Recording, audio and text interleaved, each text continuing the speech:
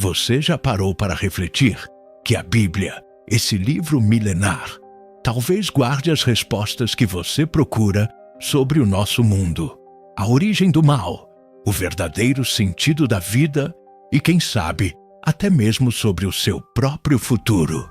Você, por acaso, já tentou começar a ler e desistiu logo no início, em Gênesis? Já ouviu fragmentos sobre Davi, Moisés? Ouviu sussurros sobre o Apocalipse, mas nunca conseguiu enxergar como todas essas peças se encaixam? Então, preste muita atenção. A Bíblia não é, de forma alguma, um amontoado de contos aleatórios. Ela é uma única e grandiosa narrativa, com um princípio, um desenvolvimento e um clímax. Uma saga real, repleta de guerras e traições, mas também de milagres e promessas, de juízo e restauração. E bem no epicentro de tudo, existe um plano mestre, o plano da salvação. Neste vídeo, você vai finalmente desvendar a Bíblia por completo, de Gênesis a Apocalipse, de uma maneira clara, profunda e em perfeita ordem cronológica. Você vai descobrir o motivo pelo qual Deus criou o mundo, como tudo se perdeu, o que o sacrifício na cruz realmente representa e o que o futuro ainda nos reserva. Se você nunca compreendeu a Bíblia, ou mesmo se acredita que já a domina, eu te convido a ficar até o final, porque esta história, no fundo, é sobre você. E depois de hoje, a sua maneira de enxergar as Escrituras e talvez a sua própria vida jamais será a mesma. No princípio, existia apenas Deus. Não havia tempo, nem dor, nem escuridão. Somente um ser eterno, perfeito e transbordante de amor. E então, a voz de Deus ecoou: haja luz! E a luz passou a existir. Com o poder de sua palavra, ele trouxe à existência tudo o que conhecemos: os céus, a terra, os vastos oceanos, as incontáveis estrelas, todas as criaturas e, por fim, o ápice de sua obra-prima, o ser humano. Adão e Eva foram moldados à imagem e semelhança de Deus, dotados de liberdade, propósito e uma intimidade profunda com o seu Criador. Eles caminhavam com Deus no jardim. Não existia culpa, nem medo, nem morte. Contudo, o amor só é genuíno quando há liberdade de escolha. E Deus lhes deu uma árvore, um único limite, um teste de confiança. A serpente, personificação do adversário, sussurrou uma mentira. Sugeriu que o homem poderia ser igual a Deus, mas sem Deus. E Adão e Eva cederam à desobediência. Nesse instante, o pecado adentrou o mundo, a comunhão foi rompida, a terra foi amaldiçoada e o ser humano expulso do paraíso. Mas Deus não havia desistido. Mesmo em meio à queda, ele proferiu uma promessa: da descendência da mulher nasceria aquele que esmagaria a cabeça da serpente. Se essa primeira promessa já te parece poderosa, que tal deixar um like para eu saber que você está acompanhando essa jornada? Adão e Eva tiveram filhos, e os filhos de seus filhos começaram a povoar a terra. Porém, o pecado também se alastrou como uma praga. A violência explodiu, e o coração humano se distanciava cada vez mais de seu Criador. Chegou um ponto em que a corrupção era tão generalizada que Deus decidiu intervir de forma drástica. Destruirei tudo o que tem fôlego de vida. Mas em meio a toda a maldade, havia um homem chamado Noé. Um homem justo, íntegro em sua geração, que andava com Deus. O Senhor o convocou para uma missão extraordinária: construir uma arca, uma imensa embarcação de salvação. Por mais de 100 anos, Noé pregou, alertou, martelou. E no final, ninguém além de sua própria família acreditou. Então, o dilúvio veio. As águas cobriram toda a terra, mas a arca flutuava segura, guardando em seu interior a semente de um novo começo. Noé, sua esposa, seus 3 filhos e suas noras 8 pessoas ao todo reiniciaram a história da humanidade. E quando as águas finalmente recuaram, Noé ergueu um altar e adorou a Deus. E Deus estabeleceu uma nova aliança, selada com o arco-íris nos céus, prometendo: nunca mais destruirei a terra com um dilúvio. A mensagem era cristalina. Deus julga o pecado, mas sempre providencia uma porta de escape. Aquela arca era muito mais do que madeira. Era um símbolo profético. Assim como existiu um único meio de escapar daquele juízo, hoje também existe um só caminho para a salvação: Jesus Cristo. Os filhos de Noé, Sem, Cã e Jafé, se espalharam e deram origem a todos os povos e nações. A humanidade voltou a se multiplicar. Mas com o tempo, a rebeldia também ressurgiu. Em vez de buscarem a Deus, os homens decidiram construir seu próprio caminho até os céus. Erigiram uma torre colossal, a Torre de Babel, um monumento ao orgulho e à autossuficiência. Em resposta, Deus confundiu suas línguas e os dispersou por toda a face da terra. Mesmo em meio a essa confusão, o plano de Deus já estava em andamento. Ele escolheria um homem, e desse homem formaria uma nação separada. E dessa nação viria o Salvador do mundo. O nome desse homem era Abrão, um homem comum, vindo de uma família que adorava ídolos. Mas Deus o chamou com uma ordem e uma promessa: sai da tua terra, da tua parentela, e vai para a terra que eu te mostrarei. Farei de ti uma grande nação, e em ti serão benditas todas as famílias da terra. Abrão obedeceu, e essa atitude de fé mudou o curso da história. Deus firmou uma aliança com ele, prometendo-lhe um filho, mesmo que ele e sua esposa, Sara, já fossem de idade avançada. Antes que a promessa se cumprisse, porém, Abrão teve um filho com a serva de sua esposa, uma egípcia chamada Agar. O menino se chamou Ismael. Ele também se tornaria pai de uma grande nação, e sua história se entrelaça com o destino de povos inteiros até os dias de hoje. Mas essa parte fascinante da história você pode conferir em outro vídeo aqui no canal Biblá. Anos mais tarde, nasceu o filho da promessa, Isaque. Isaque, por sua vez, teve 2 filhos, Esaú e Jacó. Deus escolheu Jacó e mudou seu nome para Israel. Jacó teve 12 filhos, e deles surgiram as 12 tribos de Israel. O que você acha dessa escolha soberana de Deus na vida de Jacó? Deixe sua opinião aqui nos comentários. Mas o plano de Deus passaria por provações ainda maiores. O penúltimo filho de Jacó, José, um jovem sonhador, foi vendido como escravo por seus próprios irmãos. O que parecia ser o fim trágico de uma família era, na verdade, uma peça crucial no tabuleiro divino. José foi levado para o Egito. Lá, após muitas reviravoltas, Deus o exaltou a uma posição de grande poder.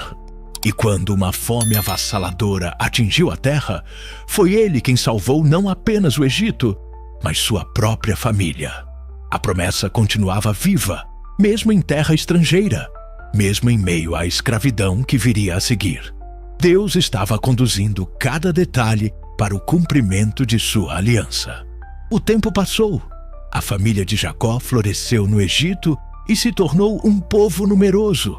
Mas aquele povo, que um dia fora acolhido, agora era visto como uma ameaça pelos egípcios. E assim, Israel foi brutalmente escravizado. Por mais de 400 anos, os filhos da promessa viveram sob opressão, e seu clamor subia aos céus. Deus, até quando? Deus ouviu e respondeu com um libertador, Moisés, um homem que, ironicamente, havia sido criado no palácio do faraó, mas que Deus chamou do deserto para uma missão que parecia impossível. Vá ao faraó e diga, deixa o meu povo ir. Faraó endureceu o coração. Deus então enviou pragas devastadoras, uma após a outra, até que o poder do Egito se curvasse. Na última noite, Deus deu instruções precisas. Cada família hebraica deveria sacrificar um cordeiro sem defeito e marcar os umbrais das portas com seu sangue. Quando eu vir o sangue, passarei por vós. Naquela noite, nascia a Páscoa, e naquela madrugada, o povo de Deus foi liberto. Mas o inimigo não se deu por vencido. Faraó e seu exército perseguiram os hebreus até as margens do Mar Vermelho. Foi então que Deus operou o impossível. O mar se abriu e o povo passou em terra seca. Quando o último hebreu atravessou, as águas se fecharam, destruindo completamente o exército egípcio. Deus havia triunfado. No deserto, Deus guiou seu povo com uma coluna de nuvem durante o dia e uma coluna de fogo durante a noite. E no Monte Sinai, ele firmou uma aliança com eles. Entregou as tábuas da lei, os 10 mandamentos, que não apenas mostravam o que era justo, santo e bom, mas também revelavam algo mais profundo. O coração humano estava irremediavelmente manchado pelo pecado. O povo murmurava, desobedecia, se rebelava. Mesmo testemunhando milagres diários, seus corações permaneciam duros. Foi então que Deus instituiu o tabernáculo, uma tenda sagrada para adoração, com sacrifícios diários. Ali, o pecado era coberto, mas não permanentemente removido. Era uma sombra, um sinal.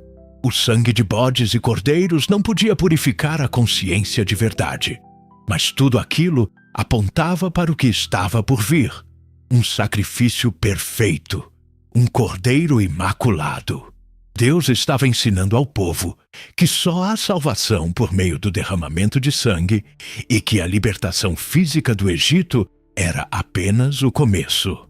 Ele queria libertar os corações.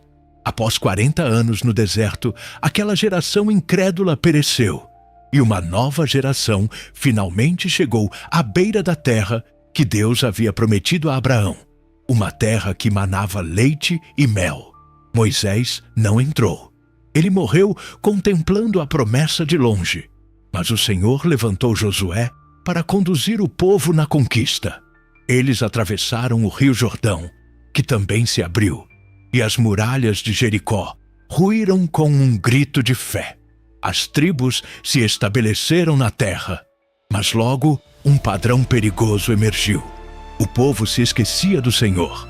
Sem um líder forte e centralizado, cada um fazia o que achava mais reto aos seus próprios olhos. E assim começou um ciclo vicioso de décadas. Pecado, opressão por nações inimigas, arrependimento, livramento por meio de um juiz e pecado novamente. Foi o período dos juízes, homens e mulheres levantados por Deus para libertar o povo, como a profetisa Débora, o corajoso Gideão e o forte Sansão. Mas a instabilidade era constante, até que o povo clamou por um rei. Queremos ser como as outras nações. Deus atendeu ao pedido, mesmo alertando sobre as consequências. E assim surgiu Saul, o primeiro rei de Israel. Alto, de boa aparência, mas com um coração desobediente. Depois dele, Deus escolheu um homem segundo o seu próprio coração, Davi, um jovem pastor de ovelhas, e fez a ele uma nova e poderosa promessa. Da tua descendência levantarei um rei cujo reino jamais terá fim. Davi reinou com coragem, fé e um coração que se arrependia. Apesar de suas falhas graves, ele nunca abandonou o Senhor. Seu filho, Salomão, herdou o trono e construiu um templo glorioso em Jerusalém. A sabedoria que Deus lhe deu atraiu reis e rainhas de todo o mundo. Mas, no fim de sua vida, Salomão também se desviou. E após sua morte, o reino se dividiu. Israel ao norte e Judá ao sul. 2 reinos, 2 caminhos e um povo que aos poucos se afastava cada vez mais da voz de Deus. Para chamá-los de volta, ele levantou homens com fogo nos ossos vozes solitárias que clamavam em meio a uma geração rebelde. Os profetas. Isaías teve uma visão do trono de Deus, alto e sublime, e ouviu os serafins clamando: Santo, Santo, Santo é o Senhor dos exércitos. E mesmo assim, o povo não se quebrantava. Jeremias chorou amargamente enquanto anunciava a destruição iminente. Ele foi preso, humilhado, mas não cessou seu clamor. Voltai ao Senhor enquanto é tempo. Ezequiel viu uma visão espantosa de uma carruagem flamejante, a própria glória de Deus se retirando do templo. Ele profetizou sobre juízo, mas também sobre uma restauração futura.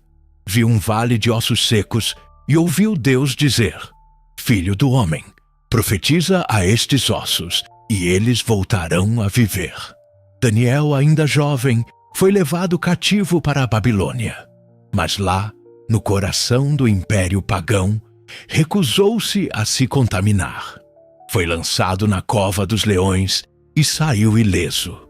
Ele teve visões de reinos terrenos caindo e de um reino eterno se levantando, o reino do Filho do Homem. Cada profeta clamou, advertiu, chorou, mas o povo endureceu o coração, até que o juízo inevitável chegou. O reino do norte, Israel, foi invadido pela Síria, e suas tribos foram dispersas, desaparecendo da história. Anos depois, o reino do sul, Judá, foi levado cativo pela Babilônia. Jerusalém foi incendiada. O magnífico templo de Salomão foi reduzido a escombros. E os sobreviventes choravam às margens dos rios da Babilônia, lamentando: como cantaremos ao Senhor em terra estrangeira? Aparentemente, era o fim de tudo, mas não para Deus. Mesmo no exílio, ele continuava a falar através de seus profetas, prometendo: eu vos trarei de volta. Farei uma nova aliança convosco, não como a primeira. Porei a minha lei no vosso interior, e a escreverei no vosso coração. Dar-vos-ei um coração novo, e porei dentro de vós um espírito novo. E assim, depois de 70 anos, um remanescente do povo judeu retornou. Eles reconstruíram os muros de Jerusalém, reergueram o templo, mas algo estava diferente. A glória de Deus não retornou visivelmente como antes. Era como se tudo estivesse sendo preparado para algo maior. O templo estava de pé.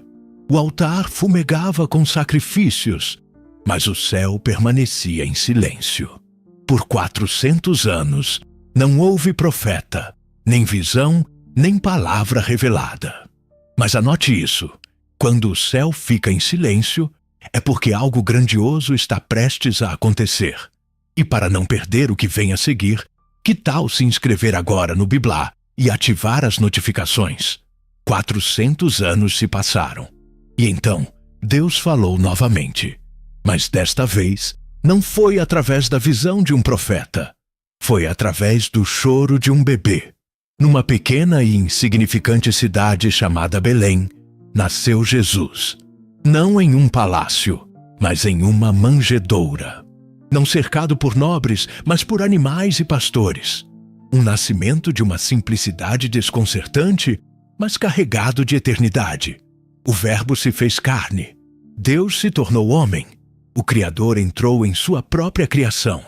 Os anjos anunciaram aos pastores: hoje, na cidade de Davi, vos nasceu o Salvador, que é Cristo, o Senhor. Ele cresceu em sabedoria, trabalhou como um simples carpinteiro e, por volta dos 30 anos, iniciou seu ministério público. Mas ele não ensinava como os outros mestres.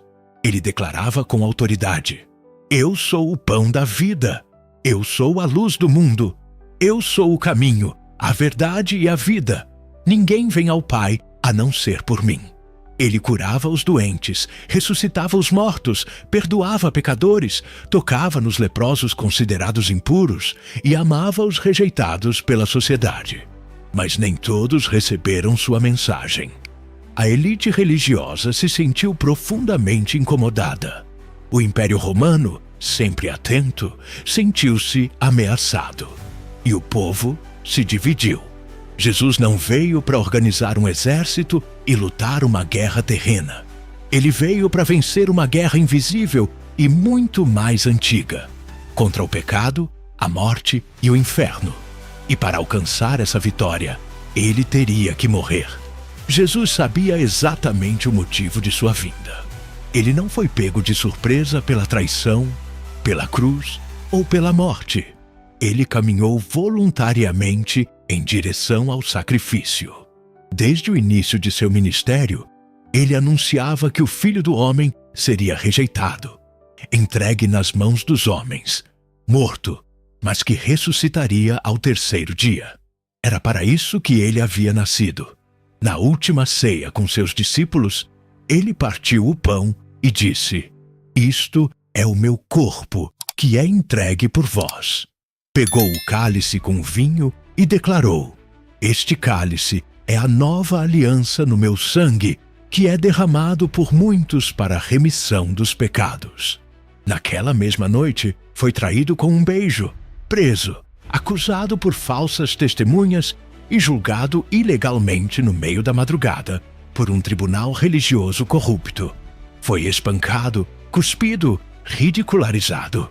Colocaram uma coroa feita de espinhos em sua cabeça, um manto escarlate em seus ombros feridos e zombavam: "Salve, Rei dos Judeus!" Ele foi levado a Pôncio Pilatos, o governador romano, que, mesmo declarando não encontrar nele culpa alguma, lavou as mãos e entregou a decisão à multidão enfurecida. E eles gritaram: "Crucifica-o! Crucifica-o!" Jesus carregou a pesada cruz de madeira pelas ruas de Jerusalém. Ele caiu sob o peso, foi empurrado, sangrava profusamente e, mesmo assim, não proferiu uma única palavra de maldição contra ninguém. Quando chegaram ao monte chamado Gólgota, o lugar da caveira, cravaram pregos em suas mãos e pés e o ergueram entre o céu e a terra.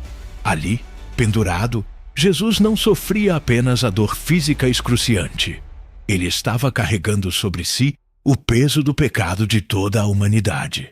Cada mentira, cada adultério, cada injustiça, cada ato de orgulho, cada medo, cada vergonha, tudo foi depositado sobre ele. E então ele clamou: "Pai, perdoa-lhes porque não sabem o que fazem." E depois: meu Deus, por que me desamparaste?" E por fim, com um último suspiro: "Está consumado." Naquele exato instante, o véu maciço do templo de Jerusalém, que separava o lugar santo do lugar santíssimo, rasgou-se de cima a baixo. A terra tremeu, sepulcros se abriram. Aqueles que estavam atentos sabiam: algo de proporções cósmicas havia acabado de acontecer. Jesus morreu. Seu corpo foi retirado da cruz e colocado em uma tumba emprestada. Uma enorme pedra foi rolada e selada na entrada. Guardas romanos foram postos de vigia. O inferno parecia ter vencido a batalha, mas foi só por 3 dias. Na madrugada do terceiro dia, o céu se moveu. Um terremoto sacudiu a terra. A pedra foi removida, não para Jesus sair, mas para que todos pudessem ver. O túmulo estava vazio. Anjos anunciaram às mulheres que ali chegaram: "Por que buscais entre os mortos aquele que vive? Ele não está aqui. Ressuscitou." Jesus apareceu a Maria Madalena no jardim. Depois, aos seus discípulos aterrorizados. A Tomé, que duvidava, ele mostrou as marcas em suas mãos e em seu lado. A 2 viajantes no caminho de Emaús, ele explicou as Escrituras e o coração deles ardia. A ressurreição mudou absolutamente tudo. Não foi apenas o corpo de Jesus que saiu da sepultura. Foi a esperança da humanidade. A morte foi vencida. O inferno foi derrotado. A dívida do pecado foi paga integralmente. E então, ele lhes deu a missão: "Toda a autoridade me foi dada no céu e na terra. Portanto, ide, fazei discípulos de todas as nações, batizando-os em meu nome. E eis que eu estou convosco todos os dias, até a consumação dos séculos." A cruz não foi um fracasso. A cruz foi o centro do plano eterno de Deus. E o túmulo vazio é a maior prova de que a salvação é real. Jesus havia conquistado a morte, mas sua missão na terra ainda não estava completa. Durante 40 dias após a ressurreição, ele apareceu a seus discípulos, ensinando-lhes sobre o reino de Deus. E antes de ascender aos céus, ele lhes fez uma promessa crucial: ficai em Jerusalém, até que do alto sejais revestidos de poder. Então, diante dos olhos atônitos deles, ele foi elevado às alturas, até que uma nuvem o ocultou. Poucos dias depois, na festa judaica de Pentecostes, a promessa se cumpriu de forma espetacular. O Espírito Santo foi derramado com poder. Som de vento impetuoso, línguas como que de fogo e corações completamente incendiados. Homens simples e pescadores se tornaram testemunhas ousadas e eloquentes. Pedro, o mesmo que havia negado Jesus por medo, agora pregava com uma autoridade que abalava multidões. 3.000 pessoas se converteram e foram batizadas em um único dia. A igreja havia nascido. E ela não era um templo de pedra. Era feita de gente transformada, cheia do Espírito, vivendo em unidade, partilhando o pão, cuidando dos necessitados e anunciando o Evangelho com uma coragem inabalável. Mas com o crescimento veio também a perseguição. Estevão, um dos líderes, foi apedrejado até a morte, tornando-se o primeiro mártir. O apóstolo Tiago foi morto à espada. Contudo, quanto mais as autoridades tentavam silenciar os cristãos, mais a mensagem do Evangelho se espalhava. E é aqui que surge um personagem improvável: Saulo de Tarso, um fariseu zeloso e um perseguidor implacável da igreja. Mas a caminho da cidade de Damasco, para prender mais cristãos, ele é derrubado por uma luz celestial e ouve a voz do próprio Jesus. Ali, no chão, o perseguidor se torna o apóstolo Paulo, talvez o maior missionário da história. Ele levou o Evangelho à Ásia Menor, à Grécia e ao coração do Império, Roma. Fundou igrejas, escreveu cartas que se tornariam parte do Novo Testamento. Enfrentou prisões, naufrágios, açoites e perigos incontáveis, tudo por amor a Cristo. O mundo nunca mais seria o mesmo. A mensagem da cruz começou a alcançar diferentes povos, línguas e nações. E essa mesma mensagem, passando de geração em geração, chegou até nós. Porque 2000 anos depois, a mesma chama ainda arde, o mesmo Espírito ainda habita nos que creem, e a mesma salvação ainda está disponível para todos. O último livro da Bíblia não fala apenas sobre o fim. Ele fala sobre o propósito final de todas as coisas. Apocalipse significa revelação. A cortina do céu se abre, e João, o apóstolo amado, agora exilado na ilha de Patmos, é arrebatado em espírito para contemplar realidades que olhos humanos jamais poderiam imaginar. Ele vê Jesus, mas não como o carpinteiro da Galileia. Ele o vê glorificado, com olhos como chamas de fogo, cabelos brancos como a neve e uma voz como o som de muitas águas. O mesmo Jesus que foi humilhado e pregado numa cruz, agora reina em glória eterna. João vê 7 igrejas, que representam a igreja de todas as eras, e recebe mensagens diretas do próprio Cristo para elas. Depois, sua visão se expande para o trono de Deus, cercado por relâmpagos, trovões e uma adoração incessante. Seres celestiais clamam dia e noite: Santo, Santo, Santo é o Senhor Deus, o Todo-Poderoso, que era, e que é, e que há de vir. Então, um livro selado com 7 selos aparece na mão de Deus. Ninguém no céu, na terra ou debaixo da terra é digno de abri-lo, até que surge o Cordeiro, que parece ter sido morto. Só ele é digno. E à medida que ele abre os selos, juízos são derramados sobre a terra. Os 4 cavaleiros do Apocalipse, da conquista, da guerra, da fome e da morte, são liberados.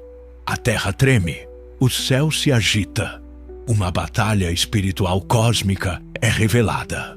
Há anjos e demônios, trombetas soando, taças da ira de Deus sendo derramadas, terremotos, estrelas caindo.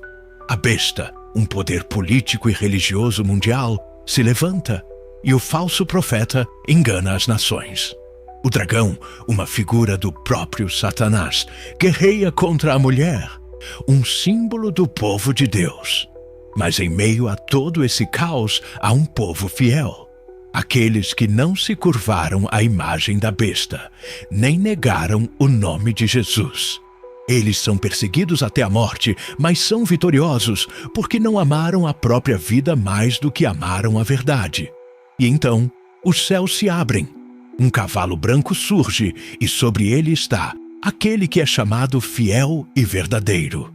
Seus olhos são como chama de fogo, e em sua coxa está escrito: Rei dos Reis e Senhor dos Senhores.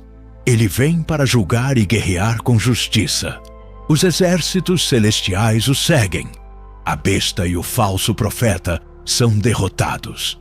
O diabo é lançado no lago de fogo. E o último inimigo a ser vencido é a própria morte. Após o juízo final, João tem a maior de todas as visões: um novo céu e uma nova terra. E ele vê a cidade santa, a nova Jerusalém, descendo do céu, adornada como uma noiva para o seu marido. E uma grande voz do trono diz: Eis o tabernáculo de Deus com os homens. Ele habitará com eles, e eles serão o seu povo. E o mesmo Deus estará com eles, e será o seu Deus. E Deus limpará de seus olhos toda lágrima. E não haverá mais morte, nem pranto, nem clamor, nem dor, porque já as primeiras coisas são passadas. A árvore da vida, vista pela última vez no Jardim do Éden, reaparece no meio da cidade. O rio da água da vida flui do trono de Deus. E os redimidos reinarão com Cristo para todo sempre. A história que começou com uma separação no jardim termina com uma união eterna. Não haverá mais noite. O próprio Senhor Deus será a luz, e os seus servos o verão face a face. Essa é a esperança dos salvos. Essa é a promessa final. Essa é a vitória de Cristo.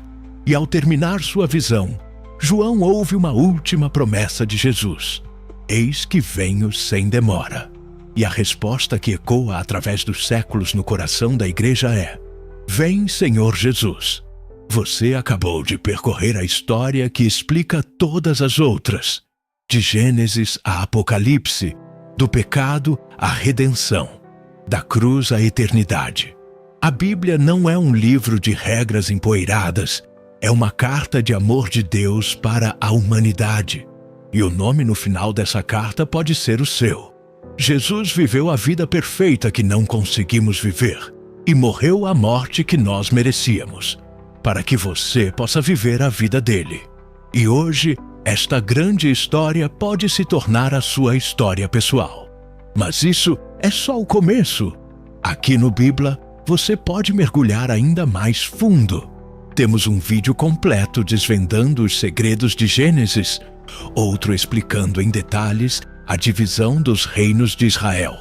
Você pode explorar as incríveis profecias de Isaías, testemunhar os milagres de Elias e Eliseu, acompanhar a jornada radical do apóstolo Paulo e desvendar o mistério revelado no livro de Apocalipse. Clique em um dos vídeos sugeridos, escolha um tema e continue essa jornada com a gente. Porque acredite, quando você entende a Bíblia, você começa a entender a vida. E nada mais será igual.